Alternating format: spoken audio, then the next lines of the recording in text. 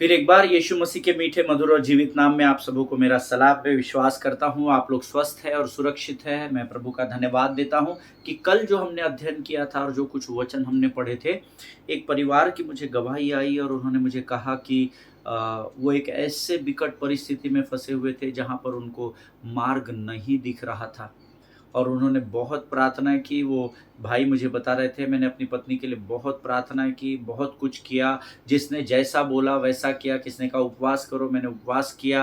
किसी ने कहा कि आप अन्न को त्याग दो, सिर्फ पानी पर 3 दिन प्रार्थना करो, मैंने वो भी किया, ये किया, वो किया। जिसने जैसा कहा पास्टर जी, मैंने वैसा किया। लेकिन जब कल हमने वचनों को सुना तो परमेश्वर ने मुझे सीधे बातचीत किया कि तूने उन कामों को किया जो मनुष्य ने तुझसे करने के लिए कहे। तूने उस वचन को नहीं स्वीकार किया जो मैंने तेरे लिए लिख कर रखे हैं। हालेलुया।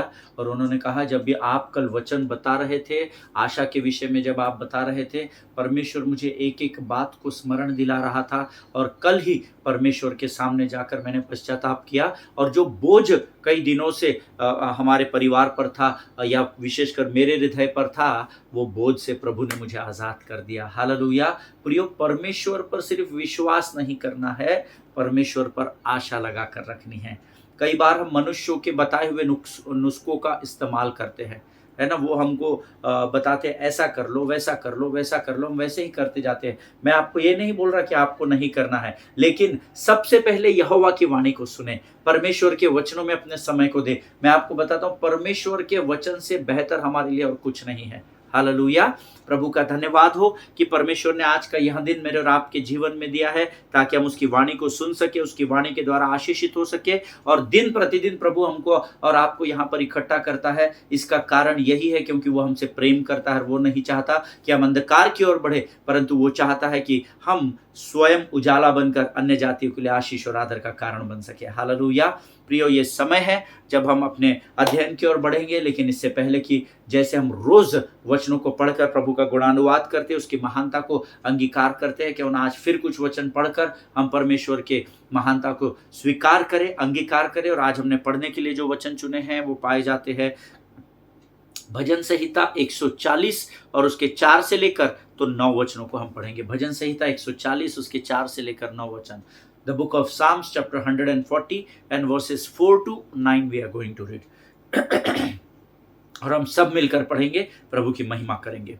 हे यहोवा, मुझे दुष्ट के हाथों से बचा ले, उपद्रवी पुरुष से मेरी रक्षा कर, क्योंकि उन्होंने मेरे पैरों को उखाड़ने की युक्ति की है। घमंडियों ने मेरे लिए फंदा और पासे लगाए और पथ के किनारे जाल बिछाया है।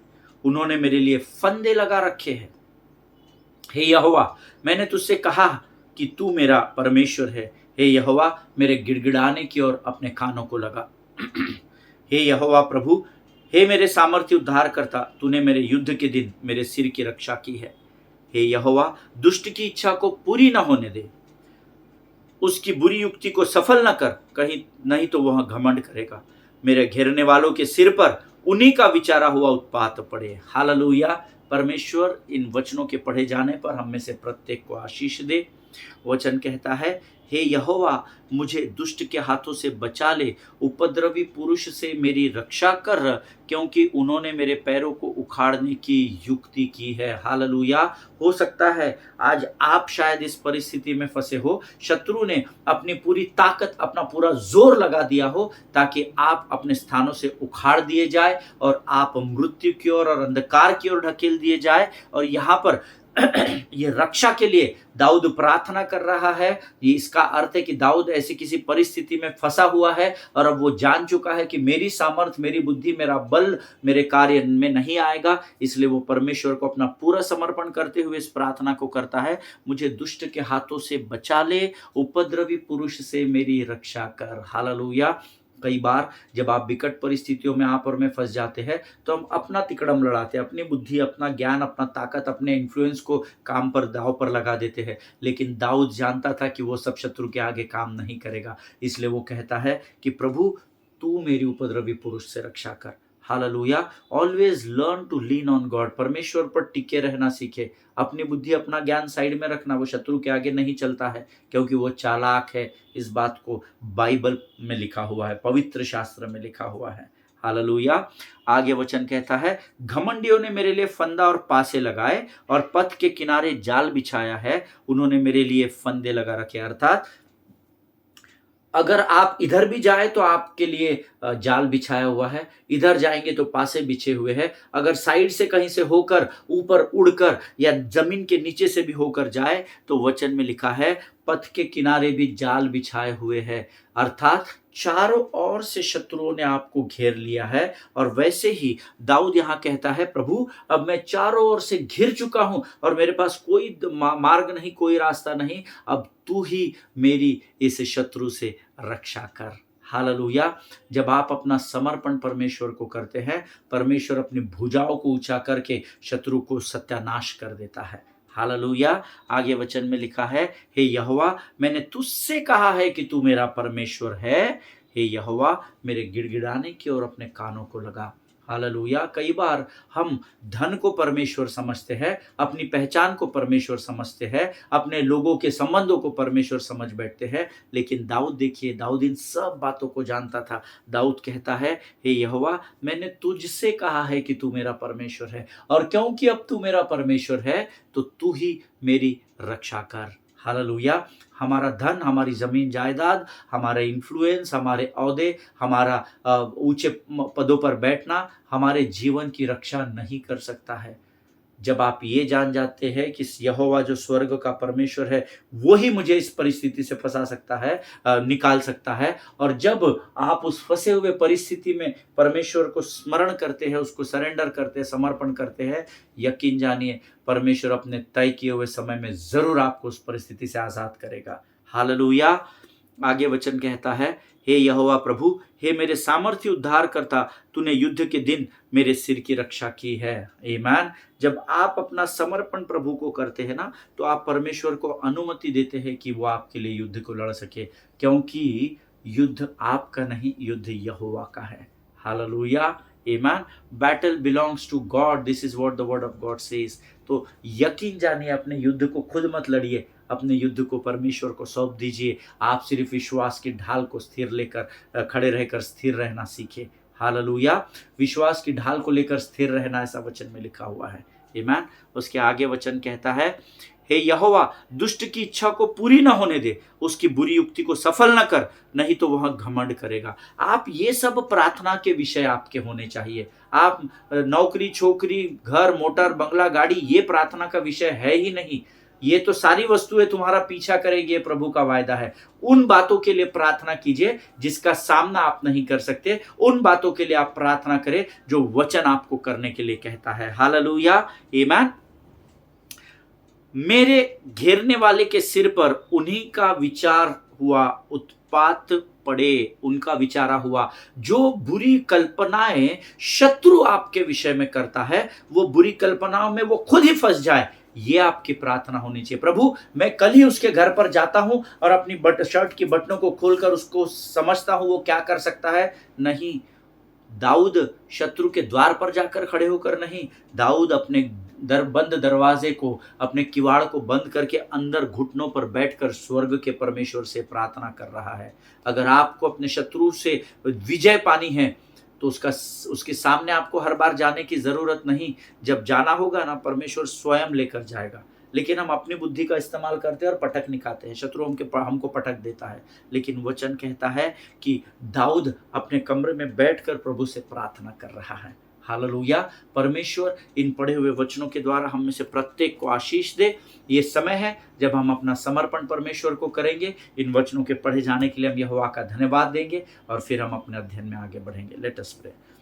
खुदावंद प्रभु यीशु मसीह के मीठे मधुर जीवित नाम के लिए हम तेरा धन्यवाद देते हैं। आज का दिन तूने बनाया है प्रभु, और तूने हमें इसमें मगन और आनंदित होने की आज्ञा दी है। हम तेरा धन्यवाद करते हैं, धन्यवाद देते हैं जीवन की तमाम आशीषों के लिए। धन्यवाद और धन्यवाद और धन्यवाद धन्यवाद धन्यवाद देते हैं राजा। प्रभु जी इस समय हम प्रार्थना करते हैं परमेश्वर पिता, इन तमाम वचनों के लिए प्रभु जी जो तूने हमें पढ़ने की आज्ञा दी है परमेश्वर पिता। प्रभु जी हम धन्यवाद देते हैं परमेश्वर पिता, क्योंकि इस समय तेरी आंखें हमारी ओर लगी हुई है। प्रभु जी हम धन्यवाद देते हैं क्योंकि तूने हमसे आज बातचीत की है परमेश्वर पिता। प्रभु जी आने वाला वचन हम में से प्रत्येक के लिए आशीष और आदर का कारण होने पाए, ऐसी प्रार्थना हम करते हैं प्रभु जी। जितने लोग इस समय वचन को सुन रहे हैं प्रभु जी, उनके मनों को तैयार कर, उनके हृदय को तैयार कर राजा, ताकि इस वाणी को सुनकर प्रभु वे तेरे राज्य की महिमा को देख सके परमेश्वर पिता।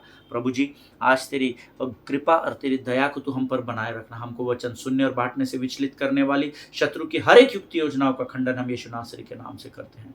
सारी बातों में महिमा तुझको देते, आगे के संपूर्ण समय को हम तुझे सौंपते हैं और इस विनती को धन्यवाद और पूरे विश्वास के साथ हमारे उद्धारकर्ता और जीवित परमेश्वर यीशु नासरी के मीठे और पवित्र नाम में मांगते प्रभु, सुनिए और बड़ी दया से ग्रहण करें। आमीन। हालेलुया। परमेश्वर भला है और उसकी करुणा सदा सदा की है। यहोवा का धन्यवाद हो कि परमेश्वर ने फिर एक बार हमारे जीवन में यह समय दिया है। हालेलुया। परमेश्वर इस समय हमारे मध्य में है, ऐसा हम विश्वास करते हैं और जो वचन परमेश्वर आज हमें बताने पर है उसको प्राप्त करने के लिए आप सब लोग तैयार हैं, ऐसा मैं विश्वास करता हूँ। आमीन। कल हमने कुछ वचनों को पढ़ा था और मैंने आपसे कहा था हमारा जो विषय है, hope in Christ will give you victory. जब आप परमेश्वर पर आशा बनाकर रखते हैं, परमेश्वर आपको आशीषित करता है। लेकिन कई लोग हैं जो अपने आशाओं को खो देते हैं। वो कहते हैं हम विश्वास तो करते हैं पर हम आशा नहीं कर सकते, अब हमको नहीं लगता ये आशीष हमें प्राप्त होगी। आमीन। अगर आपकी आशा को आप खो देते तो आपका विश्वास व्यर्थ ठहर जाता है। हमने कल कुछ वचन पढ़े थे, मैंने आपको कल एक वचन बताया था, यह जेकल की पुस्तक उसका 37 अध्याय। मुझे बड़ा आनंद हुआ जब एक भाई ने मुझे फ़ोन करके कहा, पास्टर साहब मैंने पूरा 37वां अध्याय पढ़ लिया, क्योंकि आपने रेफरेंस नहीं दिया था। मैंने उनसे कहा मैंने रेफरेंस जानबूझकर नहीं दिया था, मैं चाहता था कि आप उस 37वें अध्याय को पढ़े। कितनों ने पढ़ा मुझे नहीं पता। जिनको वचन की भूख रहेगी ना, वो एक एक वचन निकाल कर पढ़ता है ना, क्योंकि उसको भूख लगी हुई है, वो भूखा और प्यासा है। और धन्यवाद हो यीशु नासरी का जो कहता है जो भूखे और प्यासे हैं वे तृप्त किए जाएंगे। आमीन। जब उस भाई ने मुझे कहा, मैंने यह जेकल का 37 अध्याय पूरा पढ़ डाला पास साहब, और मुझे वहाँ पर वो वचन मिला जो कल आपने मुझे बताया था कि बेबीलोन के बंधुआई में जब कलीसिया या इजराइल के लोग फंस गए तो उन्होंने परमेश्वर से कहा अब तो हमारी आशा जाती रही, अब हमको नहीं लगता हमको इस बंधुआई से कोई आज़ाद कर सकेगा। Never give up in your life, never ever give up in your life, because when you have hope in Christ, surely God will bless you and He will give you victory। Hallelujah. परमेश्वर आपकी आशा जब उस पर बनी रहती है ना, तो परमेश्वर आपको आशीषित करेगा और विजय की ओर लेकर जाएगा। आमीन। हमने उसके लिए कल कुछ वचन भी पढ़े थे और मैं चाहता हूँ और भी कुछ ऐसे वचन हैं। कल हमने पढ़ा था रोमियो की पत्री उसका 5वां अध्याय उसके 3 से 5 वचन। मैं चाहता हूँ वो फिर एक बार वचन मैं आपके लिए पढ़ूं, जिसमें लिखा हुआ है, केवल यही नहीं वरन हमारे क्लेशों में भी हम घमंड करें, यही जानकर कि क्लेश से धीरज और धीरज से खरा निकलना और खरे निकलने से आशा उत्पन्न होती है, और आशा से लज्जा नहीं होती, क्योंकि पवित्र आत्मा जो हमें दिया गया है उसके द्वारा परमेश्वर का प्रेम हमारे मन में डाला गया है। आशा रखने से आपको प्रभु लज्जित नहीं होगा। कभी भी यीशु ना छोड़ेगा, कभी भी यीशु ना त्यागेगा, कभी भी यीशु के लोग लज्जित नहीं होंगे। आमीन। कभी भी अगर आप परमेश्वर पर आशा जब तक लगा कर रखेंगे, यकीन जानिए परमेश्वर अपना समय पूरा लेगा, लेकिन आपको लज्जित नहीं होने देगा। हालेलुया। 1 थिस्सलुनीयंस, पहला थिस्सलुनीकियों उसका 4था अध्याय उसके 13 और 14 वचन हम पढ़ेंगे। मैं यह आपको आशा से भरे हुए कुछ वचन बताना चाहता हूं, ताकि अगर आज इस परिस्थिति में इस वचन को सुनते समय ऐसी कोई परिस्थिति है जिसमें आप गिव अप कर चुके हैं, तो परमेश्वर आपकी आशा अपनी आशा से फिर एक बार आपको भर दे। 1 Thessalonians chapter 4 verses 13 and 14, पहला थिस्सलुनीकियों उसका 4था अध्याय उसके 13 और 14 वचन। Brothers and sisters, we do not want you to be uniformed about those who sleep in death, so that you do not grieve like the rest of mankind who have no hope. For we believe that Jesus died and rose again, and so we believe that God will bring with Jesus those who have fallen asleep in him. Hallelujah. हे भाइयों, हम नहीं चाहते कि तुम उनके विषय में जो सोते हैं अज्ञान रहो। ऐसा न हो कि तुम औरों की ना शोक करो जिन्हें आशा नहीं है। हालेलुया। क्योंकि यदि हम प्रतीति करते हैं कि यीशु मरा और जी भी उठा, तो वैसे ही परमेश्वर उन्हें भी जो यीशु में सो गए हैं उसी के साथ ले जाएगा। हालेलुया। जिन्हें आशा नहीं है उन लोगों के साथ, उन लोगों के समान बर्ताव नहीं करना है। आमीन। संसार के पास आशा नहीं है। लोग मोक्ष को खोज रहे हैं, लोग शांति और आनंद को खोज रहे हैं, पर हमारे पास यीशु नासरी के नाम में एक आशा है, क्योंकि यीशु ही शांति देने वाला शालोम है। और यीशु ही कहता है कि मैं तुम्हें वो शांति नहीं देता जो पृथ्वी पर पाई जाती है, परंतु मैं स्वर्ग की शांति देता हूँ। हालेलुया। कभी भी उन लोगों के समान बर्ताव न करें जिनके पास आशा नहीं है। हमारे पास यीशु नासरी के नाम से हर परिस्थिति पर विजय पाने की एक आशा है। Hallelujah. The book of Hebrews chapter 6 verses 18 and 19 says, इब्रानियों की पत्री उसका 6वां अध्याय उसका 18 और 19 वचन हम निकाल लेंगे, अपने नोट्स में भी लिख लेंगे। Hebrew chapter 6 verses 18 and 19 says, इब्रानियों की पत्री उसका 6वां अध्याय उसका 18 और 19 वचन कहता है, so God has given both his promise and his oath. These two things are unchangeable because it is impossible for God to lie. Therefore, we who have fled to him for refuge can have great confidence as we hold to the hope that lies before us. Hallelujah.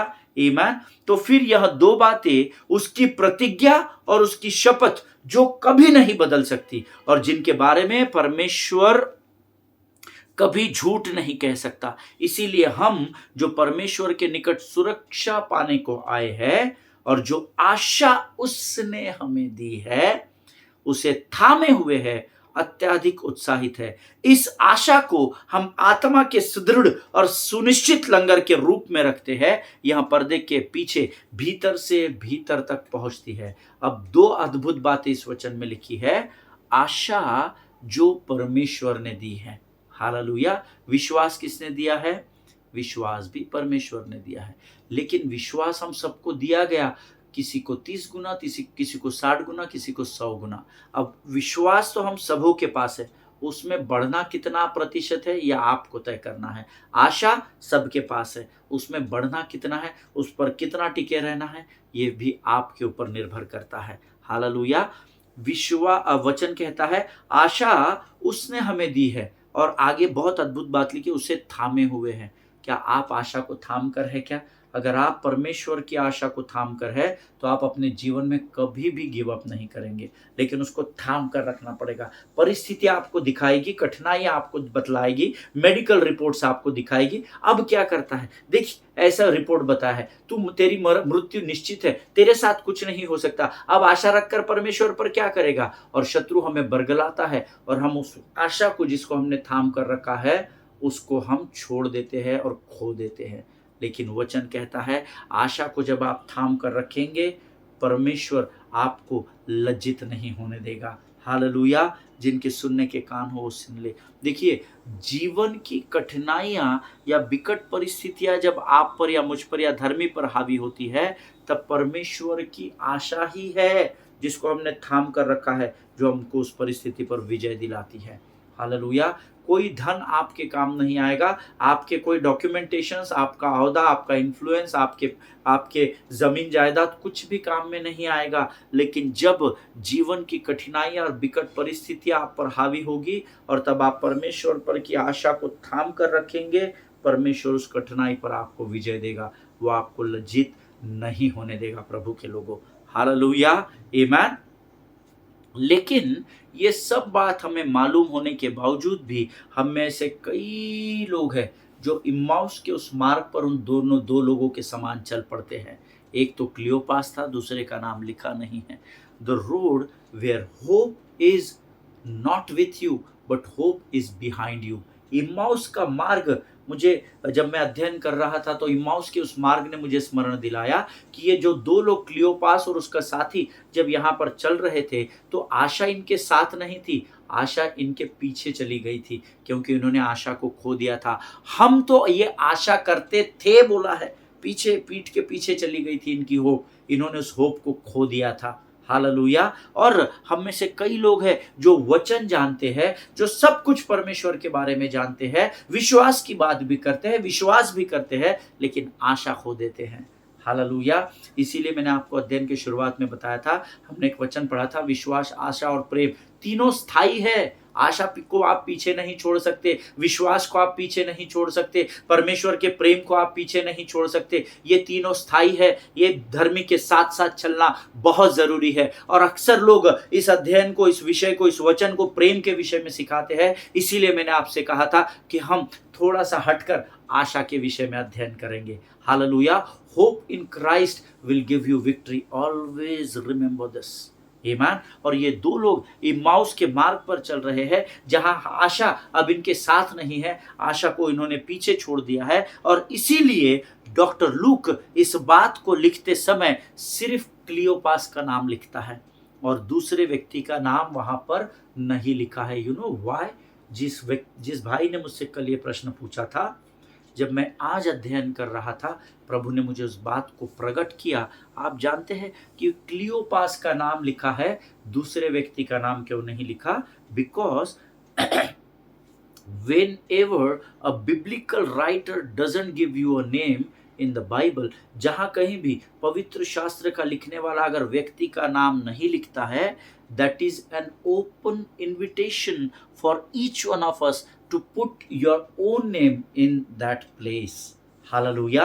जब पवित्र शास्त्र में जहां कहीं भी अगर व्यक्ति का नाम नहीं लिखा गया है, तो ये वो अवसर है जो परमेश्वर मुझे और आपको देता है कि हम उस स्थान पर जहां पर उस व्यक्ति का नाम नहीं लिखा गया, उस स्थान पर हम अपना नाम लिख सके। हालेलुया। इसीलिए उस इम्माउस के मार्ग पर जो दो लोग चल रहे थे, वहां क्लियोपास का नाम दिया गया है, दूसरे व्यक्ति का नहीं। तो वो दूसरा व्यक्ति और कोई नहीं, वो दूसरा व्यक्ति पास्टर अमित है। क्योंकि पास्टर अमित कई बार परमेश्वर पर विश्वास की चाल को तो चलते हैं, परंतु परिस्थितियां और कठिनाइयां जब आती है तो वो अपनी आशा को खो देते हैं। और उस आशा को हमको थाम कर रखने के लिए उस स्थान पर परमेश्वर ने हमारा नाम दिया है। हालेलुया। ये दो व्यक्ति, एक क्लियोपास था, एक मैं था, जो परमेश्वर के चिन्ह और चमत्कारों को जानता था, जिसने परमेश्वर के चिन्ह और चमत्कारों को चख लिया था, जो परमेश्वर के चिन्ह और चमत्कारों पर विश्वास भी करता था। लेकिन अब परिस्थिति ऐसी आई कि यीशु मसीह तो कलवरी पर चला गया, अरे उसने तो ऐसा कहा था, अरे उसने तो वैसा कहा था, अब इधर सताव को कौन सहन करेगा? जिससे अच्छा है भाई कि हम यरूशलेम की परिस्थितियों से निकलकर हम इम्माउस की ओर बढ़ चले। और ऐसी कई परिस्थितियां मेरे और आपके जीवन में आती है, जब हमारे पास विश्वास तो होता है, जब हमारे पास वचन भी होता है, जब हमने यीशु को दाखरस को बनाते हुए, पानी से दाखरस बनाते हुए देखा, लंगड़े को चलाते हुए देखा, मुर्दे को जिलाते हुए देखा, अंधों को आंखें आते हुए देखी। लेकिन जब अब परिस्थिति विकट हो गई तो हमने अपने विश्वास को परमेश्वर पर से खो दिया है। हालेलुया। जिनके सुनने के कान हो, मुझे विश्वास है कि परमेश्वर मुझे चंगा करेगा, पर इतने वर्ष हो गए, अब तो मेरी आशा जाती रही, मुझे नहीं लगता कि परमेश्वर मुझे चंगाई देगा। मुझे विश्वास तो है कि परमेश्वर ने बड़े बड़े लोगों को कर्जों से निकाल दिया है, लेकिन अब इतना समय हो गया, मुझे नहीं लगता कि मैं कभी कर्जे से निकल पाऊंगा। और अब तो मेरी आशा भी खत्म हो चुकी है, अब तो जैसा समय आएगा मैं उसका सामना करूंगा। कई बार हम आशा को खो बैठते हैं। हालेलुया। जैसे इम्माउस के मार्ग पर चलते समय ये दो लोग जिन बातों को कर रहे थे, इन्होंने परमेश्वर को ही परमेश्वर की कहानी बताई और परमेश्वर को कहते थे, हमें तो ये आशा थी कि वो इजराइल को बंधुआई से छुड़ा लेगा, है ना, हमको ऐसा लगता था वो छुड़ाएगा, पर अब तो वो ही मर गया, अब क्या करें, अब तो हमारी आशा समाप्त हो चुकी है। और इसीलिए हम उस सताव के स्थान से निकलकर हम अपने आशियाने की ओर बढ़ रहे हैं। आमीन। कई बार हम कंफर्ट जोन की ओर बढ़ते हैं, हम एफर्ट्स नहीं लेना चाहते, हम प्रभु के लिए कुछ काम नहीं करना चाहते, हम उसकी सेवा निस्वार्थ मन से नहीं करना चाहते, पर हम चाहते लोग हमको स्टेज दे, लोग चाहते हमको लोग इनविटेशन दे, आप सोफा पर आइए, आप बैठिए।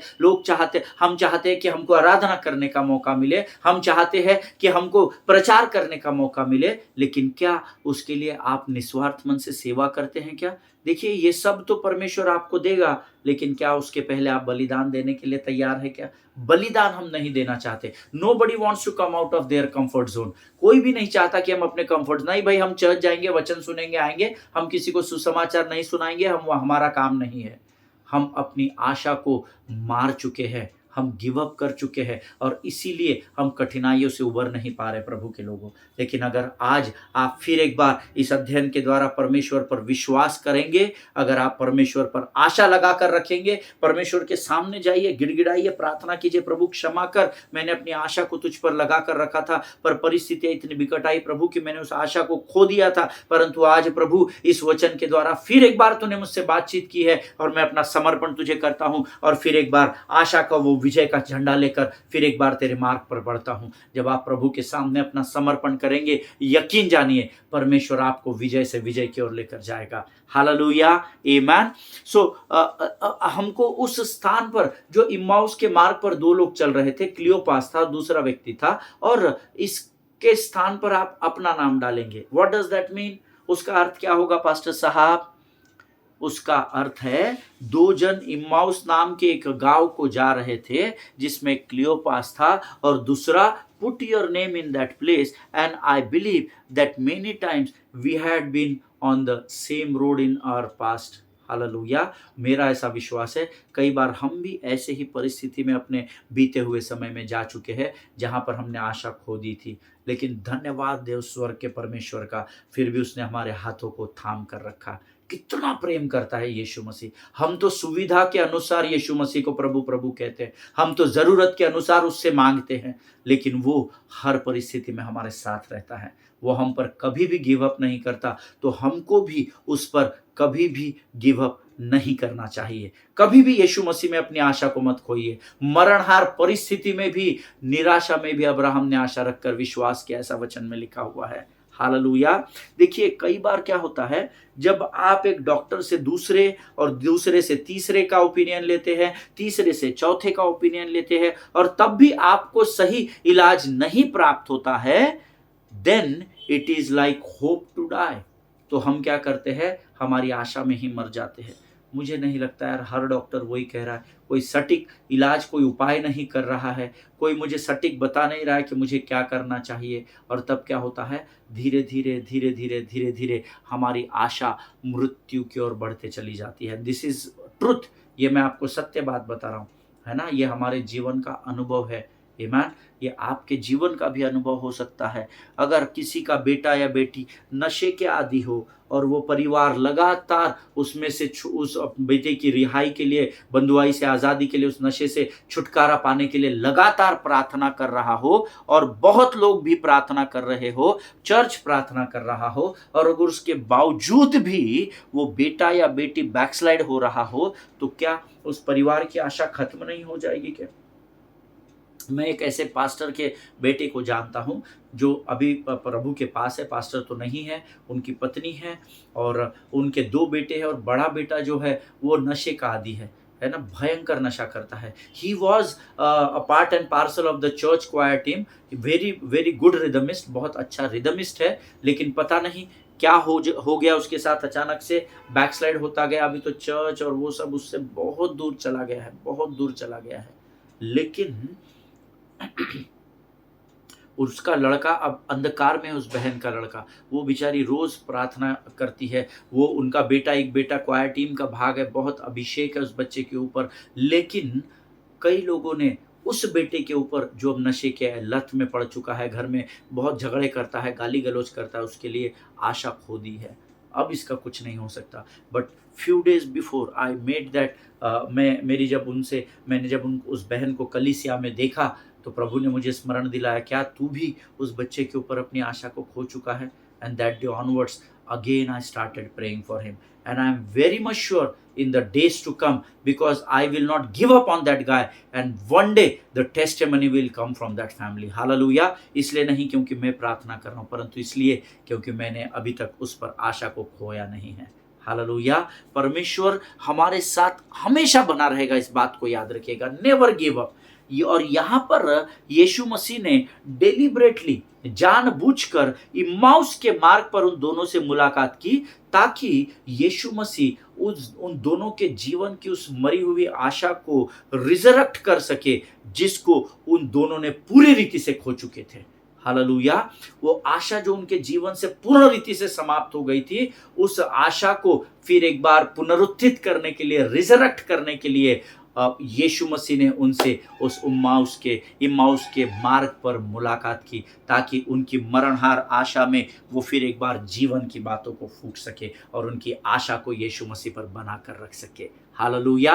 प्रियो, आज इस अध्ययन के द्वारा अगर आपने किसी बात पर गिव अप कर दिया, अपनी आशा को खो चुके हैं, परमेश्वर फिर एक बार आज इस वचन के द्वारा आपके सामने आया है। जैसे इम्माउस के मार्ग पर उनसे मुलाकात की, आज इस स्थान पर इस चैनल के द्वारा, इस अध्ययन के द्वारा वो आपसे और मुझसे मुलाकात किया है, ताकि हमारी मरणहार परिस्थिति को, जो आशा हमने खो दी है, फिर एक बार वो हमारी आशा को जागृत कर सके और हमारी आंखें फिर एक बार उस पर्वत की ओर उठा सके जहां से सहायता वो हमें प्रदान करता है। हालेलुया। परमेश्वर आपको इस अध्ययन के द्वारा बड़ी बरकत और बड़ी आशीष दे। आज हम इस अध्ययन को यहाँ समाप्त करेंगे। कल फिर एक बार इससे आगे की बातों में परमेश्वर हमको लेकर जाएगा, ऐसा विश्वास करें। हालेलुया। परमेश्वर आप सबों को आशीष दे। आइए इस समय हम अपना धन्यवाद का बलिदान यहोवा को चढ़ाएं। धन्यवाद और धन्यवाद और धन्यवाद देते हैं प्रभु जी। धन्यवाद देते हैं परमेश्वर पिता इस सुंदर और पवित्र समय के लिए। प्रभु जी धन्यवाद देते हैं परमेश्वर पिता, क्योंकि तेरी आंखें हमारी ओर लगी हुई है। धन्यवाद देते हैं इन वचनों के द्वारा फिर एक बार प्रभु तूने हमारी पूरी पुरानी बातों को हमें स्मरण कराया और फिर एक बार हमें आशा के मार्ग पर तू लेकर बढ़ा राजा। धन्यवाद देते हैं जितनों ने सुना उनमें से प्रत्येक को आशीष दे राजा। किसी की भी आशा मरणहार परिस्थिति की ओर बढ़ने न पाए, ऐसी घोषणा में विश्वास से यीशु नासरी के नाम से करता हूँ। तूने हमारी प्रार्थना को सुना, विश्वास करता हूँ अपने आप को और अपने सुनने वालों को, उन सबों को जो यीशु पर विश्वास करते हैं, यीशु के लहू में सुरक्षित करता हूँ। और प्रभु इस विनती को धन्यवाद के साथ यीशु नासरी के नाम से मांगता हूँ, सुन और कबूल कर। आमीन। हालेलुया।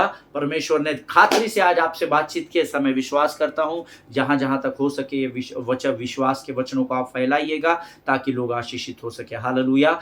बहुत कम समय बचा है, यीशु का आना निकट है, उससे पहले हमको संसार को जीतना है। आमीन। अपने पासवानों के लिए, उनके परिवारों के लिए प्रार्थना करें, भारत देश के लिए प्रार्थना करें, भारत देश की परिस्थितियों के लिए प्रार्थना करें कि परिस्थितियां सुदृढ़ हो जाए और अच्छी हो जाए। महाराष्ट्र में 20 तारीख को इलेक्शन है, उसके लिए प्रार्थना करें। इजराइल के लिए प्रार्थना करना न भूले और एक दूसरे को प्रार्थना में उठाकर रखें। सभी को जय मसीह की। God bless you all.